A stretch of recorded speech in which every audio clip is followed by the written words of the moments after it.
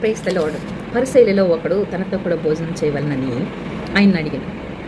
ఆయన పరిసయ్యుని ఇంటికి వెళ్ళి భోజన పంక్తిని కూర్చుండగా ఆ ఊరిలో ఉన్న పాపాత్మురాలైన ఒక స్త్రీ యేసు పరిసయ్యుని ఇంట భోజనమునకు కూర్చున్నాడని తెలుసుకుని ఒక బుడ్డిలో అత్తరు తీసుకుని వచ్చి వెనుక తట్టు ఆయన పాదం ఎద్దు నిలబడి ఏడ్చుచు కన్నీళ్లు ఆయన పాదములను తడిపి తన తల వెంట్రుకలతో తుడిచి ఆయన పాదములను ముద్దు పెట్టుకుంది. ఆ అత్తరు వాటికి పోసెను. ఆయనను పిలిచిన పరిసయ్యుడు ఏమంటాడంటే, అది చూచి ఈయన ప్రవక్త అయిన ఎడల ఈయనను ముట్టుకుని ఈ స్త్రీ ఎవతియో ఇటువంటిదో ఎరిగియుండును, ఇది పాపాత్మురాలు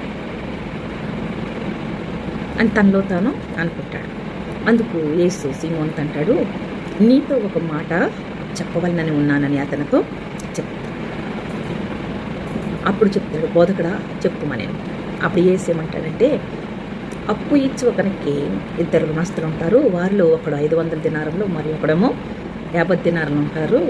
అయితే అప్పు తీర్చుడు వారి వద్ద ఏమీ లేకపోయిన వలన వారిద్దరును క్షమించను. కాబట్టి వీరిలో ఎవడు అతను ఎక్కువగా ప్రేమించడం చెప్పమని అడుగుతాడు.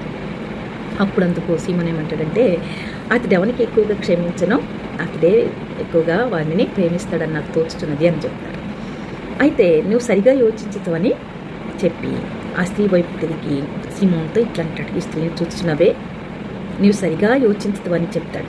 ఈ స్త్రీని చూస్తున్నావే, నేను ఇంట్లోనికి రాగా నేను నా పాదములకు నీళ్ళు ఇవ్వలేదు, కానీ ఈమె తన కన్నీళ్లతో నా పాదములను తడిపి తన తల్ల వెంట్రుకలతో తుడిచి. నీవు నన్ను ముద్దు పెట్టుకోలేదు, కానీ నేను లోపలికి వచ్చినప్పటి నుండి ఈమె నా పాదములు ముద్దు పెట్టుకుంటూ మానలేదు.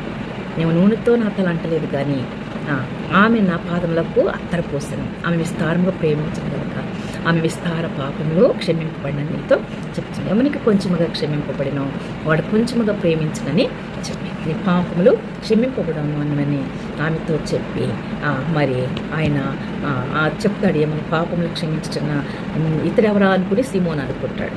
కానీ ఆయన అంటాడు, అందుకని నీ విశ్వాసం రక్షించడం సమాధానం కలదానమై వెళ్ళమని ఆ స్త్రీతో చెప్తారు.